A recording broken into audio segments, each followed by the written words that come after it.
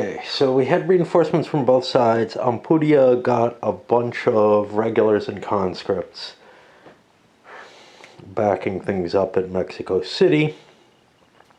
And for the US, Wool showed up with like 5 strength points of regulars. Now, I could put those 5 regulars somewhere close to the California line, but California is hard to get to. Kearny seems to be the person to handle that, although he would be pretty cool elsewhere too.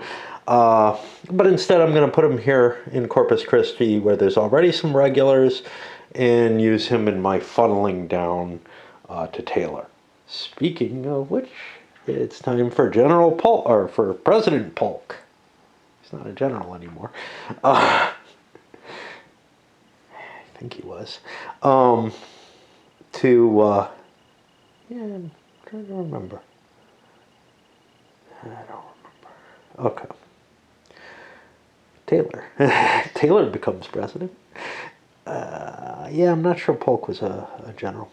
To make a roll to see when he's willing to get his button gear. And this is one of those kind of very heavily weighted die rolls, right? On a 1 or a 6, it can be way off. And this is actually hidden. So the Mexicans don't know, but Polk will not okay a full invasion of Mexico until turn 9. Now that won't interfere with the Veracruz situation. That gets rolled on turn 8. And I could put another marker there, but I'm not going to. But doesn't take effect until at least turn 10. So yeah, we're going to have a little bit more delay than you would expect, because I rolled not a 2 through 5. Something in the did not think this through enough category. Kearny's sitting here. I accidentally had a counter there that was destroyed. With 3 strength points and 19 FP on the bigger one, 13 on the smaller one. Adding another 16 is kind of asking for it. I think what I'm going to do is I'm going to run up and grab these units and let these guys rest a little bit. But they're not going to be resting very quickly. They only get 4 a turn, which might put me in an ugly position. Now, I could, let's see what the numbers are. From here, I can run over, to Las Vegas and Salt Lake City, and these are actually high morale areas? No, they're high survival areas. That doesn't really help me. It's the morale points I need to get, and there are not many 10s left. There's this. It looks like the US is going to be struggling a little bit. Point this little friend out, since I don't have anybody else to point them out to anymore. Just sitting in the rain, not really covered by any trees. I'm not sure why she's there. Way too much paperwork bringing Wool down here. Just these simple little movements. This reminds me of Valkenburg Castle, which I don't think I've played yet for you guys. I really wanted to, but I showed it to some friends locally. Jeff Davis ran through, dropped forces off with Taylor, and moved here. And I want to make sure 8 is safe. Yeah. Moved through to grab this. And of course, Kearny doing his thing up there. Wool shuttling troops down. Just forces moving around. I don't feel like Taylor's got enough to attack in the mountains. And so far, the Mexicans haven't felt comfortable attacking Taylor. He's not gaining that much, though. He only gained 4 units because of Davis's little ploy there. So we'll see what happens. But yeah, the U.S. is going to gain, 2 morale, but lose 5. So they're going to be back 3 for this turn, I assume. Unless the Mexicans take something from them. And then that would be worse. I still didn't have the strength to push forward. So I've moved Arista some more forces forward. I ended up only getting 2 strength points in there. That might not be worth taking with me. I think I'm going to pull Arista back here because I can see a possibility of a battle happening at Victoria. And Ampou Diaz heading over with what was a large force. And now there's kind of the question of, hey, do I want to pull La Vega back? But here's the thing. La Vega's helpful here if the U.S. can land next turn. So I kind of don't want to do that. I don't need the huge force movement capability, I don't think. Let me just make sure. 17. So here I'm at 14. 28. I wouldn't be able to go back here anyway, so Arista would be taking over just 2 strength points there. I think that makes the most sense. Noted Jeff Davis captures whatever the hell this is, and both sides are losing morale for it. And now it's time for me to go to work late. Yay. Yeah, basically I'm taking a break in the middle of the day because I've got something that somebody else needs to finish before, well, it's basically the end of my day now, but it's going to take about an hour and a half to do, so, yep. For the U.S., little bits of shuttling, like Wool bringing some more forces over to Taylor. And again, I keep forgetting this, but Taylor really can't advance because of the supply depot thing and the fact that he can't go into Mexico. Not that he can go very far into the heart of Mexico anyway, until those extra depots come, which is based on the Veracruz invasion. And Kearney futzing around some forces. We're going to get, that's a morale point, but that means we're going to lose 4 this turn. And on to the Mexicans. There's essentially nothing I can do with my Mexicans. I have Santa Anna, who had to recover his forces, but now his numbers, he doesn't have twice as much as Taylor. And even if he did, if he marches, he's going to lose a few, you know? It's not going to be easy no matter what. Ampudia had to rest a little bit. Santa Anna had troops that had to rest. Over here, oh, I know what I wanted to do. I wanted to move Arista. Get him up there to give me some military command that's not as good as Kearney, but close. And I may actually leave both leaders up there because I don't need to move these conscripts around, and I have enough leaders right now. I'm not going to get any reinforcements until way over there, if this chart is correct. If it's not, I'm fucked, you know, because I'm not going to notice. Since there were no reinforcements that turn, that must have been turn 7, and now I'm on turn 8, and this is the invasion of Veracruz turn. The U.S. makes its die roll for when it's allowed to invade. It won't be allowed to invade until game turn 12, way out here. I don't know if I want to do that. I'll put it out here just to indicate it. I got a face down to remind me, hey, that's hidden. So on this turn, if I wish to invade, I have, and by the way, the Mexicans don't get until turn 15. I get to withdraw. It'll be 4 seasoned infantry, 4 regular infantry, 3 field artillery, and Worth. And then that, and 4 regular, 2 field, 2 cav, a depot, and Scott will be put in here, and I'll hit Veracruz. Now, it's completely telegraphed that I'm going to be invading, and this is a lot of time to do that.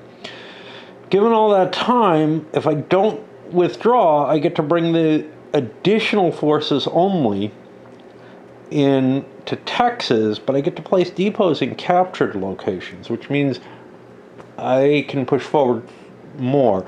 Now, if we look at the distance, we're not that far from Mexico City. Granted, we've got the bulk of the Mexican army in our way. But if we land a big force at Veracruz and it gets repelled, that's not good at all. So I think I am not going to withdraw forces. And Mexico knows that, for whatever that's worth. And now I just continue as I was going. This continues capturing territory. We funnel some more troops into Taylor. And Wool goes back up to Corpus Christi to bring the next layer in. What else? El Paso is open. Oh yeah, I'm resting at El Paso slightly. I don't know what happened, but my cav ended up having way more friction points than my infantry. I'm not sure why. That probably shouldn't have happened, but I'll leave it as is. But I'm beginning to debate crossing the Rockies here where it's hard. First of all, here I'd be attacking right after a long march. That's not good. The march this way to Los Angeles isn't too terrible, but a much easier path is over here to Las Vegas, and then I can recover at Las Vegas before making another hard path to places I could recover. But again, I'm going to be losing, looks to me like 3 more victory points this turn. Mexican point of view, they know something interesting. They know the invasion's not going to happen, which means I don't need to protect Veracruz anymore in quite the same way. But I do need to protect Victoria. That is a definite risk, and I need to get forces in the way up there. And that may be a place where I can slide some conscripts without too much damage as well. Well, that kind of sucked. La Vega lost all his forces. Ampudia decided to march back. He lost a third, which was expected. Maybe we should just stay in Mexico City. Oops. Okay, rethinking Kearney and pushed him back up here to Santa Fe. I'm going to take that northern route. And it means I gotta ferry these guys and lose more units, and it was just a mistake. But that's the kind of mistake you make. That I actually think is justifiable in some ways, even though it's really just because, fuck, I couldn't really process what I was doing properly. And this isn't a bad route. The problem is I don't have the recovery time before I start taking it. And that's really the pain in the ass, is that this terrain is so bad to sit in. Davis recovering. We're going to grab this space. I don't know. I don't even know if I could have run Kearney up there back and forth through enemy territory. Too bad I did it, but because it certainly didn't help me. Wool moves down into position. He's going to have to rest, but he's now threatening this. We're going to be able to move in there next turn. We could even move in there with a real force, but he's only got 6 strength points. But I had to leave a unit back in Corpus Christi because I had 7 strength points there. Yay. And of course, Taylor just sitting there on his thumb. The Mexicans, I pull Robles down here to better lead the forces to Victoria. Now the problem with that is I've just weakened Santa Ana militarily, which means Taylor might actually be able to bust through. Of course, we don't have the depot, I think, until here. Although we may get it here, I'll look, because this may be a restriction only on the invasion turn. If the invasion turn doesn't happen, I don't know if that allows you to bring the reinforcements in Texas a little earlier. Not much else, really. I moved La Vega here to give me some military command. Ampudia is needed to rest. These are each a month, and you can move like a space for the most part. Maybe every other month, pretty much. That's going to be -4 victory points for the U.S., but the Mexicans lose one again. theirs just keeps going down. But yeah, U.S. morale is at 40 something. It's not about to go under. And Mexicans are at 180. They're nowhere near the 100 that reduces their total reinforcements for a turn. I'll look up that rule. I'll come back to you with it. Reinforcements are going to be delayed just as long. And by not making the invasion, I wiped out the force of our crews. Question this turn with the invasion being freed up is, do I move to Victoria now when I don't have to fight for it? It doesn't look like it has any terrain. This is the furthest I can be from supply, but that doesn't actually matter because I'm a small force. Wool has 13 friction points built up from marching down here. My plan was to recover, but if I do that, there might be a Mexican force there. Of course, that Mexican force might kind of vaporize. And even if I move here, the Mexicans can attack me. So I probably want to rest. I would actually create positive victory points if I went there this turn, though. The U.S. doesn't do too much excitement. Kearney's recovering here. He's gathering his forces. Jeff Davis recovering. I swapped Worth for Wool since I'm recovering. So that gives me a little bit more combat capability in this direction to face Robles. You know, if you're going to telegraph a better leader, I'm going to do the same. And that puts it on the Mexican side. Funny thing, you know, before my wife killed herself, I was having trouble playing and getting started with Blood Royale. It certainly threw a hitch in playing that. But now I'm kind of having trouble playing the video game that I was playing just before, and actually, honestly, like a day after or so, to try to drown my existence. I just, I don't know, I got to a hard point, and I don't want to cheat for whatever reason. I'm not sure why. Mainly because this isn't like a boss or something. I don't mind cheating for a boss. But now I'm feeling like, wow, I spent 20 bucks on a video game and I'm not going to finish it. You know, kind of would like to see it play out some more. But on the other hand, unlike the one that I cheated on most recently, a vampire thing, the story for this isn't all that exciting. It's an intriguing game. It's not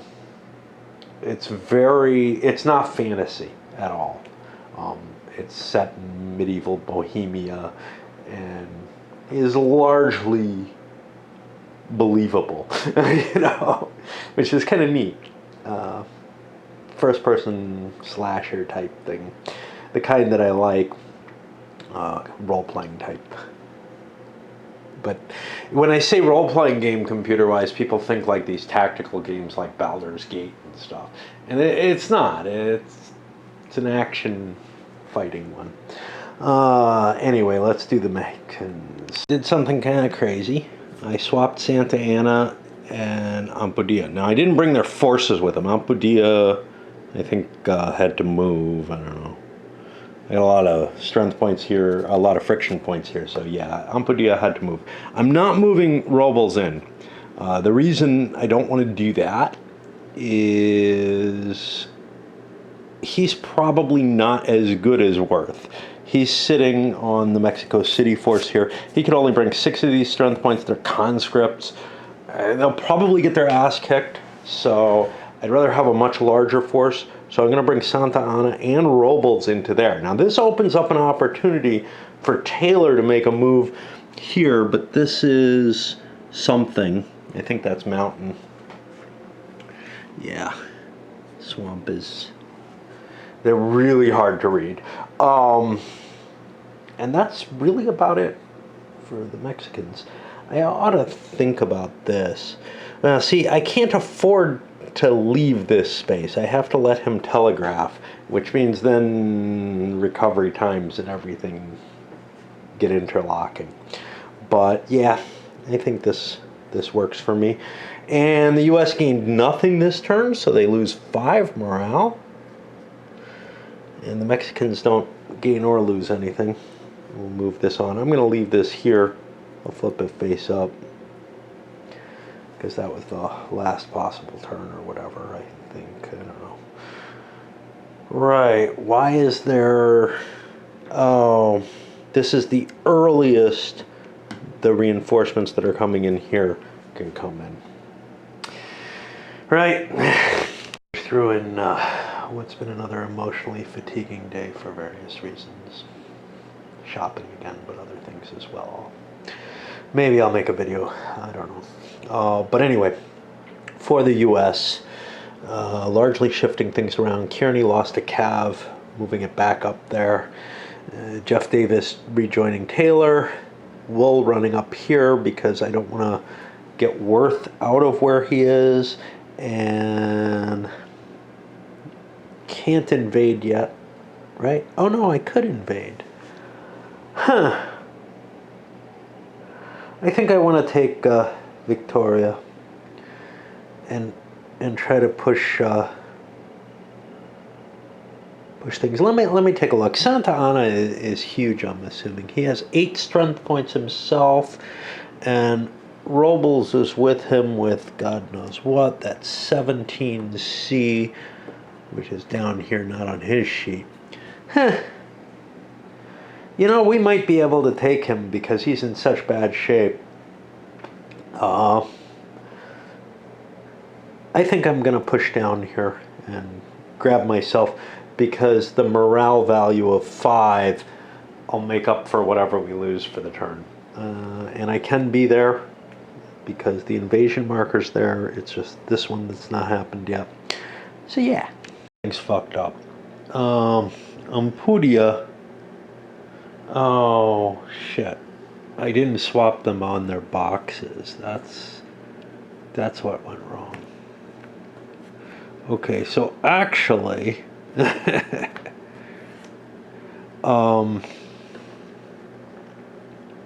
Santa Anna has only 8 strength points total, plus whatever Robles has.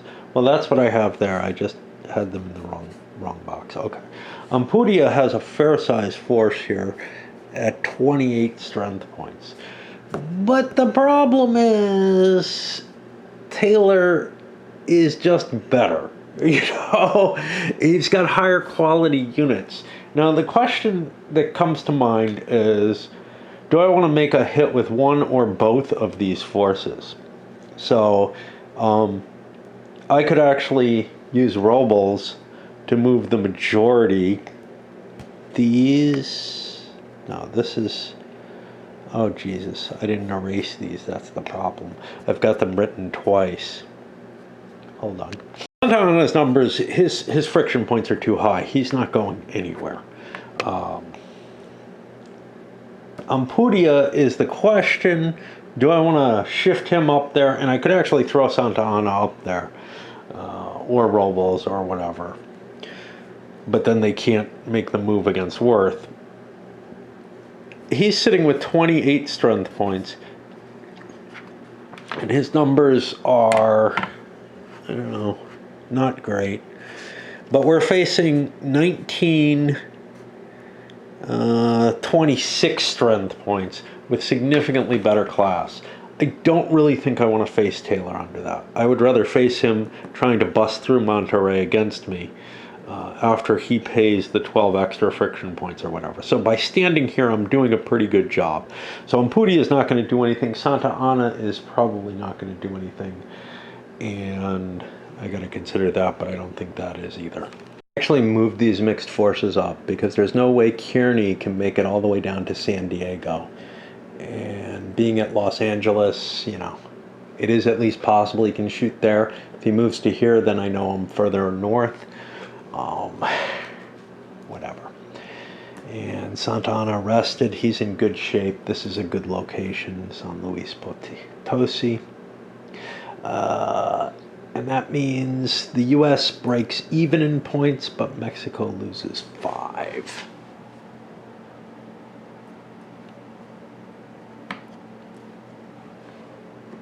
And now we hit the Winfield Scott turn. So no attacks by the U.S., but Scott is so potent. He doesn't have a huge force with him, but he pushes down, joins, who is it? Worth's force here, and has a combined strength of some 15, which is probably significantly more than Santa Anna has. Although Robles is there with something that I can't. Another 2 strength points. So Santa Anna is outclassed. There's no question between these two. Because of that, there's no reason for me to push forward with Taylor. I'm hoping that maybe Ampudia has to withdraw. If that's the case, then I can push forward with Taylor. But if he doesn't, Scott is in a position to go grab Mexico City, basically busting his way through Santa Anna. Kearny had to rest. I sent Wool from here up 27 movement. What does that get me? That gets me a little bit of flexibility. I have an extra strength point under Kearny, a cav that has 12 fatigue already. I may not want to push up to 25, which is what this would be, but if I leave a leader behind, then I can continue pushing forward. So that's appealing there. Taylor still has Jeff Davis with him.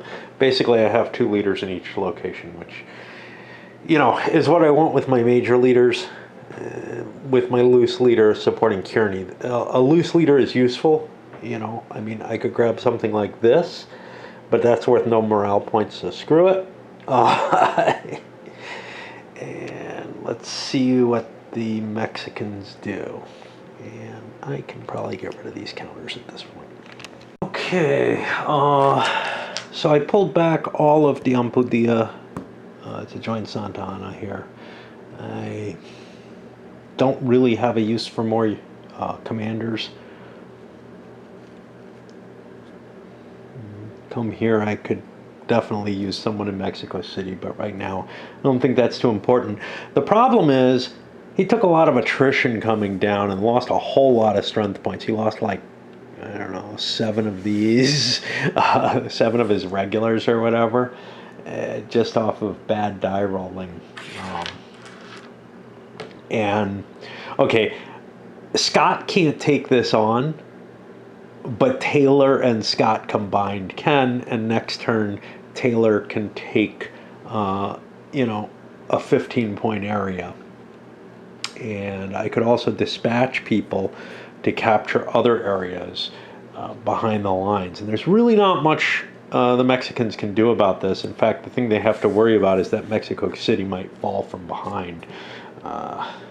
So all I can really do is keep falling back.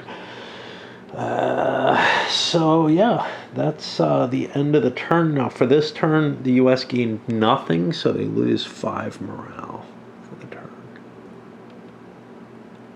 And you can see their morale's just slowly degenerating, but it's gonna get a lot better real fast.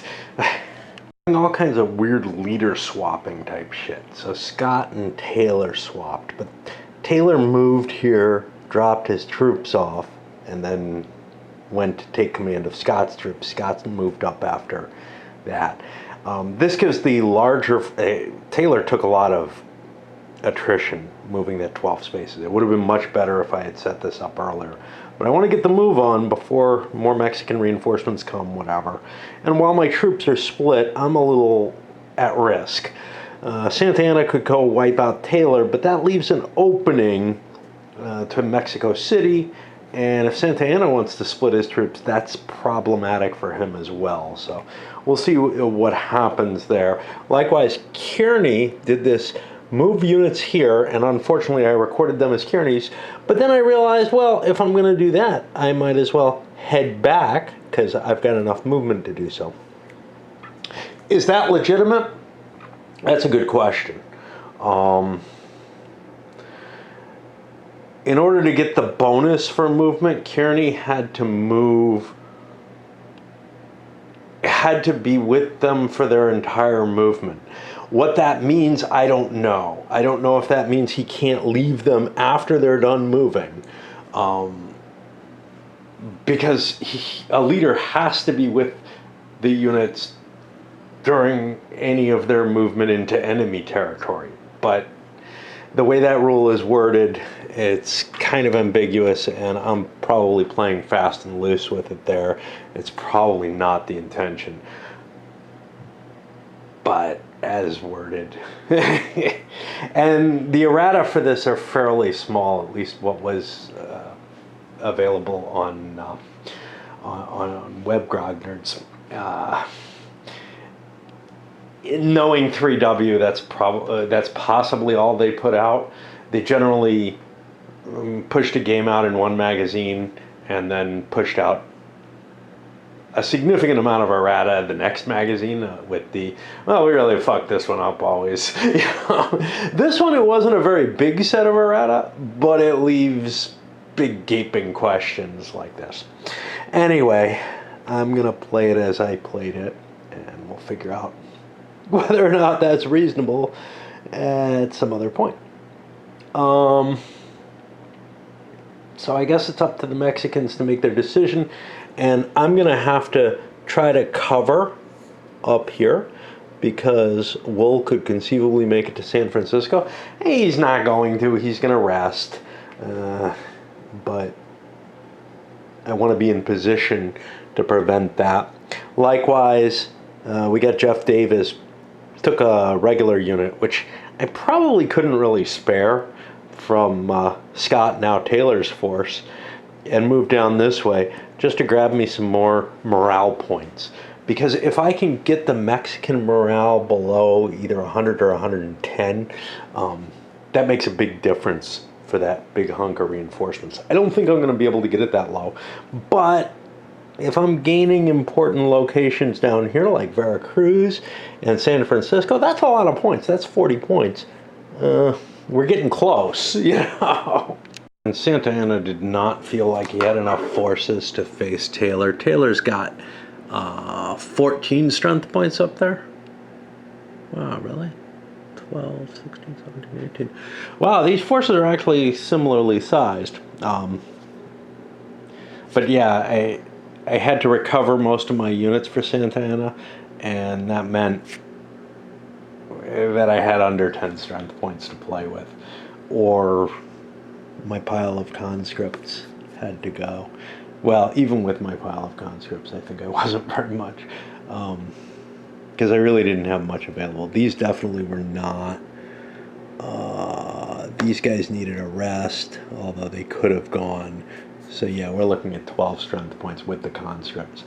Up in California, I moved everything forward. Unfortunately, my conscripts, I lost 2/3 of them moving up there. And that's gonna put us to, what do we get? 15, 20, 21 morale shifts. I forgot about the big 20 for that. So 21 morale, 10, 20. The U.S. morale is looking good now. And 21 off Mexico. And that means that 20, 40 that's in range could vary. That could get us below the 110. Right? Well, that could get us down to 114. If I gain this as well, I'm under 100, so that definitely would get rid of it. But it has to happen this turn. They start the U.S. turn 14.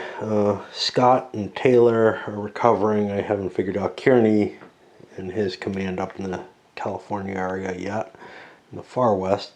But I noticed Jeff Davis, hey, aren't you in like close to the yellow fever zone, whatever? Well, this is an addendum. It's not in the main rules. It didn't take me long to find. I remembered that. There aren't a lot of rules, so it's easy to remember where you can find this stuff. That's sort of the advantage of not trying to nail everything down. This game, I think, goes to an extreme in that. Okay, if during turns 10 through 13. Okay, this is turn 14, so it doesn't matter now, but last turn I moved in there, so let's keep looking. It does not receive replenishment points, no problem there. In addition, each unit gains 5 FP each turn it remains there. This is true even if a unit starts in yellow fever and after moving ends up in a same or another, or is forced to retreat back. The turn Scott invades does not count as he did not start the turn in Veracruz. So, my take on it is Davis pays no price. He moved in towards the end and is not affected. Had he been there at the beginning of the turn, he would be impacted. US don't actually end up capturing anything. They're mainly resting this turn, except Kearney pulled his forces in to reinforce. The reinforcements are going to come in before enough points are swung. I think that's clear. Because, well, yeah, because the morale takes place at the end of the turn. So I'm not going to have a chance to take this. I could have rushed there. I could have maybe rushed down to Veracruz.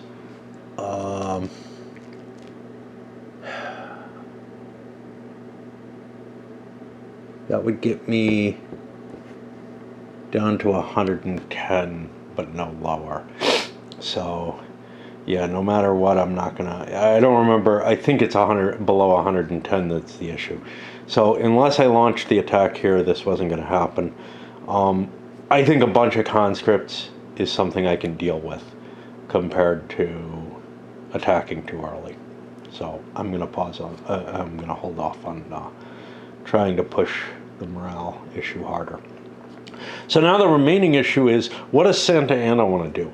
He's got as fresh as can be force with 15, 20, 25 strength points, some of which I could move using Robles. I could throw these guys back to Mexico City to take command of the conscripts that are showing up. And I can hit, and remember these are all open, I could hit Taylor with 14 strength points. I'm not going to get the 2-to-1 there, and that's kind of the problem, and I have to pay the cost to move in. Or Scott with his 12, 16, 17, 18 strength points, which clearly is bad in the mountains and all that.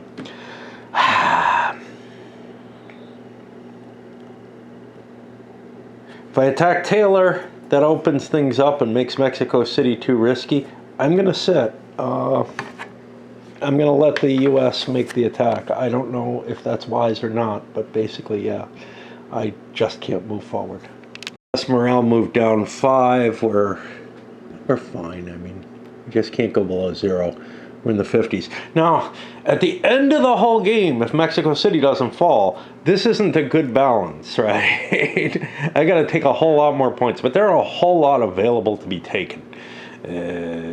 Even if I don't get Mexico City, I've got a lot I'm going to get. Yes, there's only 3 turns, but I can get 2 captures in during those 3 turns. So I can take San Francisco, depending on whether or not that fight works. I can take Veracruz pretty much without any danger whatsoever. Although he only has 1 unit, so it might not make it. And I could probably take this, but this is the big question, right? So if we're looking at 40-point swing, 40 points for the U.S. will put them up to 90, and 40 points off Mexico will put them to 110 or so. So that's not enough. I have to win this fight. And if I win this fight, I probably can get to Mexico City and win the game with the auto victory. So, and the thing is, if I don't win this fight, I'm screwed. If I do win this fight, it may not matter about this, and of course whatever happens at Veracruz either, because I can probably get Mexico City. But I got to make the attack this turn. Alrighty, Kearney and Davis both made it safely. Kearney could be attacked before he gets control of that. This is some big friction points, but remember, Kearney has a -1, and he got away getting everyone in there. And Scott and Taylor are gonna attack Santa Anna. I am not gonna go into all the details of the fight, but we'll see how much I tell you. This may be the biggest battle of the game. It's hard to tell. Those conscripts could end up with a decent value, actually, and there's a fair distance to walk here, going into, if we go into Mexico City. So, Taylor and Scott did not roll, Scott especially, did not get terribly good results, and they end up with a combat class of 4. That's not great. Santa Anna, who's rested, didn't have as good a troops, so like his conscripts boot things up, got some damn good rolls. He ends up with a class of 2. So that means the U.S. class goes from 4 to 6. And we have to find the combat chart. You know, it's kind of funny. I thought I left the combat. Actually, it's on the board too, isn't it? No. We had to find, I found that I left this sheet, which is, I thought the combat chart was in. It's just these photocopies. I left this down in my copier. Okay, so we're looking at class 6. That's as bad as it gets. Odds are probably 1 to 1. I haven't counted that. 12, 20, 25. 12, 16, 17, 18, 28, 32. So yeah, so we're on the 1 to 1 column, but 2 shifts in the U.S. favor. That's a big help every time. No siege artillery is left, no terrain. Leadership values, Santa Anna has Robles with him, so there are 4. Scott has, can't use Taylor for this, but he has Worth with him, so that's a 5. So we're getting, I think, +1 to the die roll.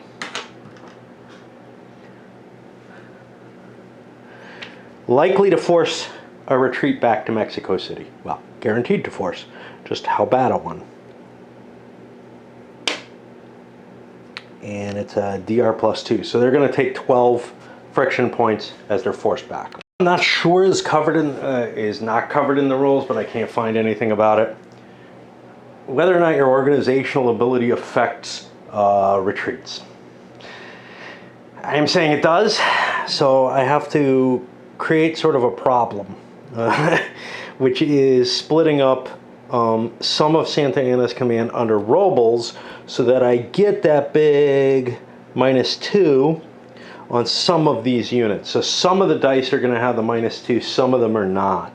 And the idea here is really to make sure that some reasonable numbered units survive so that I have that combat class factored in. It kind of doesn't matter how many I have, to tell you the truth. So like, you know, you might want to say, well, you want lots of S's because they go down to 0. And that's true. But what I have to make sure is that at least one survives. Because it doesn't matter how many of any given friction point level I have, especially at this point in the game. Earlier in the game, it might matter to maintain quality units, but right now, it just doesn't make a difference. It did not go well for Santa Anna. I moved the conscripts over here even before I rolled, but I didn't roll for them. But we lost a fair amount of troops. I might have been able to allocate things better because to some extent, some of these classes were kind of guaranteed to remain anyway. I don't know. Anyway, that kind of optimization is something you learn after playing a type of game, a system many times, usually, or through a lot of different, you know, actions in a system. And this game just doesn't really allow you either of those. I guess you could do the analysis beforehand, but they're the kind of things that strike you. And I'm at the end of the game now, you know. There's just not enough movement on the board, not enough things to learn the system. That's actually one of the things I don't like about smaller, faster playing type stuff, and this kind of qualifies in that, is if it's not part of a system, or if it doesn't follow, you know, sort of expectations for that type of war game or whatever, it's a lot harder to learn the tricks of the trade. You know, yeah, some players, the more competitive players, all fixate on those type of games and will play the shit out of them and get really, really good at them. But something with lots of scenarios, and ASL, manages this as do, a lot of the other series type systems, but also games that have a slow ramp up, where the first turn isn't the most important turn in the game, but you kind of work your way towards it.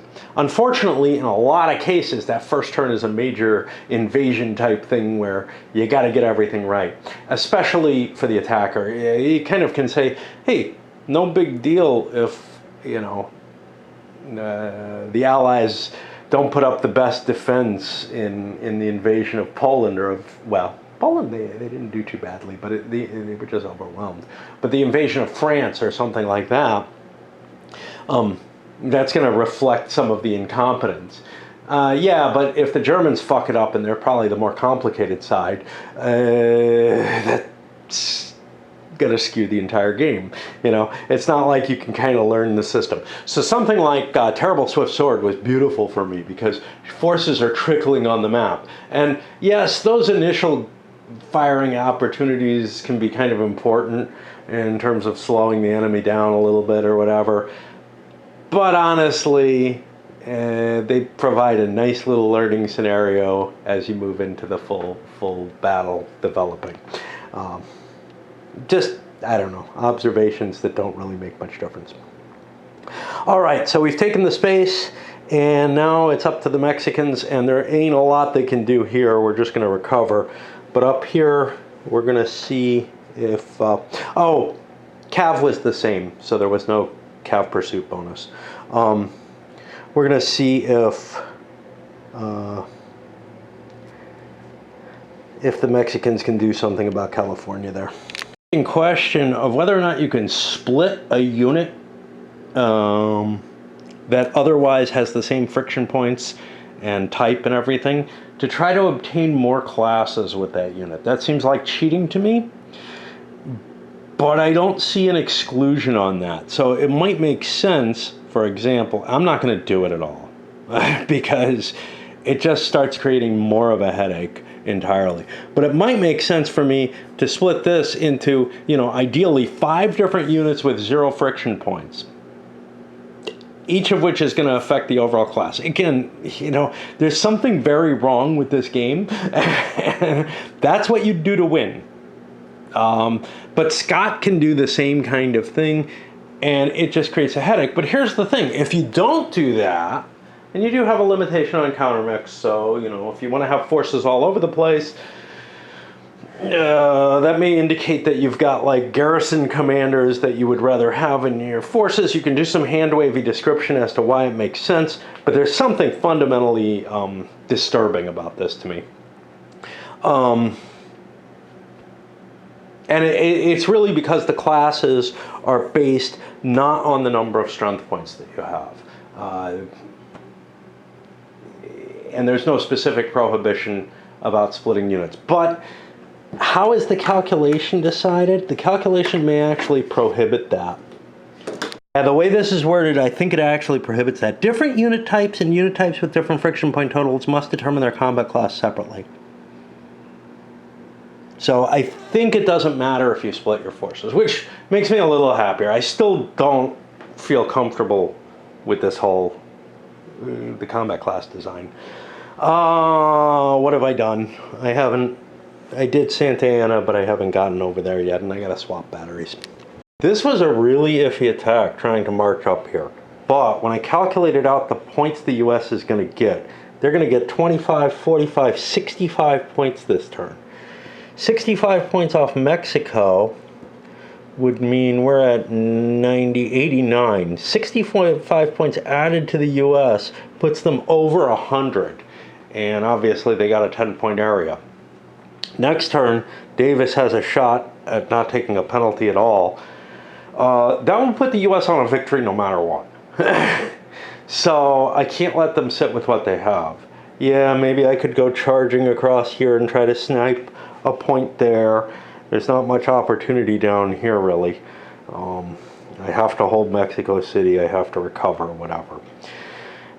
So, what does that mean? Well, that meant that I wanted to take the stab here. I got lucky. I got all 3 units in. If I didn't get them in, I wouldn't be hitting it 1-to-1. I hope there's no terrain here. There is not. There shouldn't be, but it's hard to tell because the terrain here is not really represented. You can't fight there.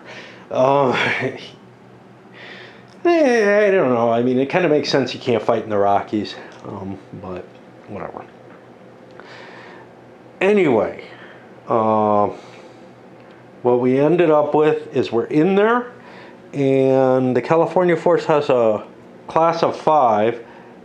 They're not happy units, but Kearney has a class of 6 because he walked his ass this turn and hasn't gotten a recovery chance. So that works out pretty well, actually. So that gets me down to a class of 4 for the Mexicans.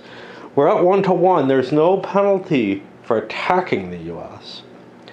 And let's see, we're at class 4. That's not going to be too bad. I can get, if I get lucky, I get a half. No, I can't get that because Kearney has a 2 combat value and Arista only has a 1. So I'm at -1 on the table, which guarantees an exchange. I have the option to just wipe out both forces, and I think that's to my best advantage here. Than I thought, because the U.S. hasn't captured San Francisco yet, so they are the ones who have to leave because they have no troops to capture it. So Kearney falls back. That doesn't really matter. He's basically out of play at this point with no troops up there. But even had this been converting into U.S. control, if I didn't wipe out both forces, it wouldn't, because we would both be there. It would be contested. It wouldn't really change hands. And the U.S. would have to attack again. But remember, the U.S. gets a 2-column shift on attack, and Kearney would get his resting, I think, and would be in better shape. It wouldn't be a good situation for the Mexicans. So I think the best thing I can do is wipe out the military entirely there and just, you know, hey, I get the territory back, which is even bigger. That should be the end of the turn. So U.S. conversion is 20, 40, no, I'm sorry, only 20 morale points, shit. Okay, I was miscounting. I was counting these 20-point swings here. I hope I didn't give them a 20-point swing here. It's very hard for me to remember. I don't know, somehow they feel like they're in the opposite order for my sensibility. So yeah, the Mexicans didn't have to worry as much. Oh well. And 20 for the U.S. So that's 70 to 130. And honestly, I don't think it would have gone down to 60 to 120. I couldn't have gotten it so that if I had moved faster, I couldn't have gotten the morale down low enough to affect this. I'm kind of disturbed that winning battles in and of itself and losing battles doesn't affect the morale. I feel like it should. There's a number of things in this game that I feel like there's some tinkering around the edges that would make it work better as a game. A matter of, hey, it should have gone through more development that way.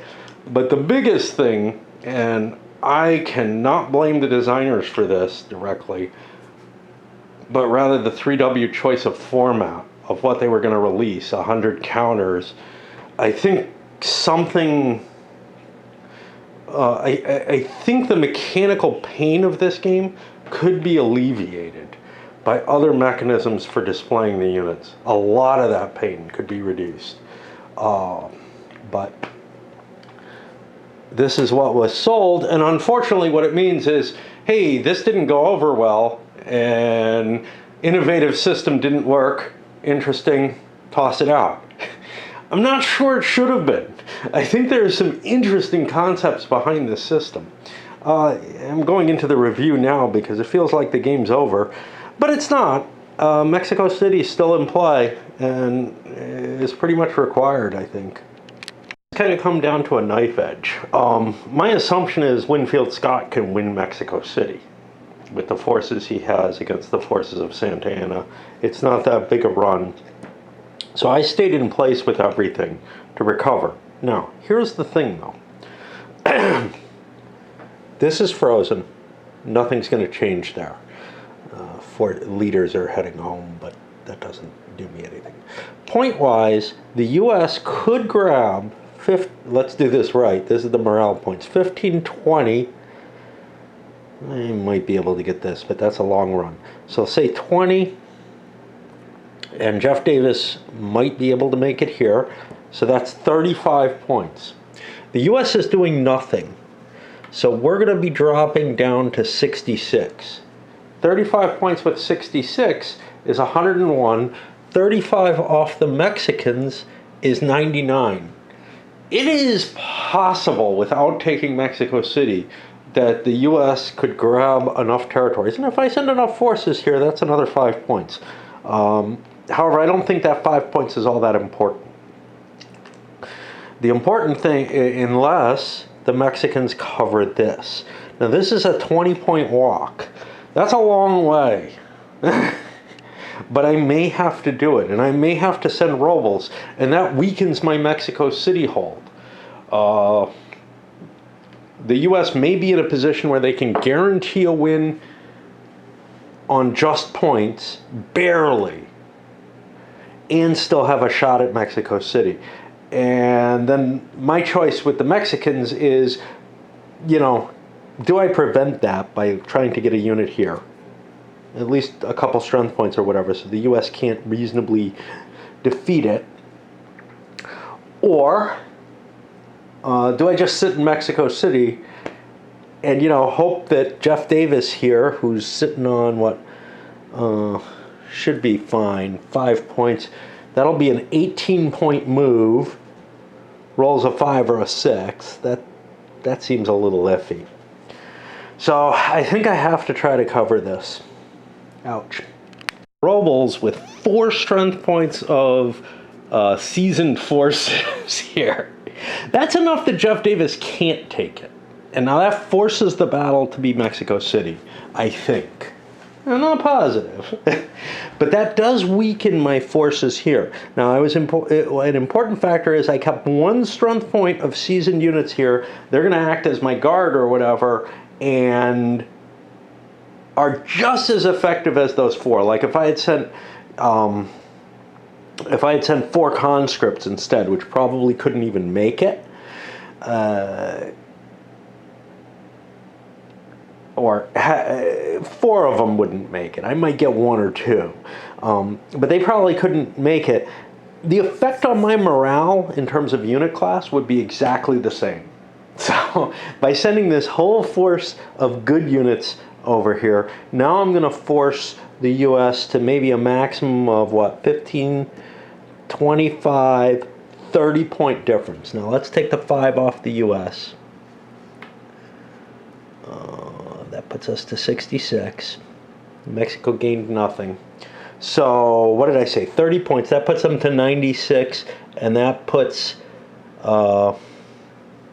these to like 104. And that's about the maximum the U.S. can get, which means all the dice are on Mexico City, and I don't even want to play down here. No, I can do this because why not? I can't make the attack here because Jeff Davis only has 1 unit. 1 unit versus 4 is 1 to 4. 2 shifts in my favor. Actually, I didn't even need this many. Let me not take quite as many units. So let's say I'm attacking 1 to 3. 2 shifts in my favor gets me to 1 to 1, but I got a shift against because of the mountains. So I can actually send 1 less unit. Unable to make it to Mount Jalapa. Scott, everything going in. No chance of anything dying. My FPs are not too bad. I'm facing fully rested Mexicans. We shall see. The Mexicans might be able to skew things if they win this battle, but if they're driven out of Mexico City, it's all over. rolls, both sides end up with a class of 3. That means class is indeed 3. Strength 10, 34, 38 to 24, 25, 26, 29, 30. 1 to 1 goes up to 3 to 1. I think that's all. Leadership. US is at 5. Mexicans are at 3. Plus 2 to the die roll. We're on here. We will win. Because the worst thing we can get is an exchange. We don't really want the exchange because we will have to wipe out most of our army to do it. A defender retreat is perfectly fine, but we got to take that plus 3. I could actually reduce that. I don't use Worth. Don't know if I need to use Scott. Whatever. But yeah. But we'll do the exchange because you know what? If we get that, we wipe out the Mexican army. And we're in better shape, actually. Like, the Mexicans would get another shot at maybe some kind of... I don't think they can get to 1 to 1. But anyway. So 3 to 1 on the 3 table. Plus 3, we get the exchange. So I wipe out a bunch of troops. Ended in a complete bloodbath because I put better leaders in. I could have probably juggled things, you know. I probably need a leader to command the forces, so I probably needed at least a plus 2. But then I'd be at -1 on the table. I'd ensure that there's a defender retreat instead. A 12-point retreat on Santa Anna's forces would have caused enough casualties that I couldn't get up to 1 to 1. So, plus I'm not sure if they could even retreat because they have to retreat towards Mexico City. But we can kind of hand wave that away. But clearly, I'm not going to worry about the Santa Anna capture and all that. There's rules on all of that if a force is wiped out while you're attacking it. This is the first time we've seen this, where an entire enemy was wiped out without both sides being wiped out. So, whatever. There's really nothing the Mexicans can do, so we're calling it at this point. Well, it ended up pretty damn close. But again, you know, it was an assured victory going in here. That's the problem. Like, I had to juggle points around, realize what needs to be done and everything. But when we took a look, yes, there was some die rolling for a unit class, and maybe that could have affected things. If instead of the 3, we'd ended up on the 4, well, that still guarantees a victory. And we're not going to move it much more than that. And even if we move it all the way to the 6 class, we're still going to force the Mexicans out of there. And that retreat is probably going to drop them bad enough, far enough down that they could not launch an attack at 1 to 1. And remember, they have to walk back. So they take their disintegration rolls twice. So there's almost no chance that they, you know, could get a sufficient force. In fact, there is no chance because there would have been no lost forces under Scott. So that, yeah. A retreat would definitely be a better result. It's not what happened. Okay. Instead, I got an exchange and got to wipe out most of Winfield Scott's army. He's down to 8 strength points. Yeah, clearly not the optimal result. It would have been better to force the Mexicans out, but whatever. All right, so that is the game. I'll come back with a review. I don't know if I do it right away or I go for a walk and come back and talk about it. But yeah, I mean, it's a situation in the game where it's pretty hard. First of all, the U.S. is going to win the Mexican-American War, right? There's no way that Mexico can win this. But for this game, you don't make it, you don't get the victory by here, it's over. And, you know, the Mexicans have done significantly better to the extent that, like, you get that balancing factor. I felt to me pretty damn hard, though, for the Mexicans to do much to prevent the U.S. Moving forward. Again, I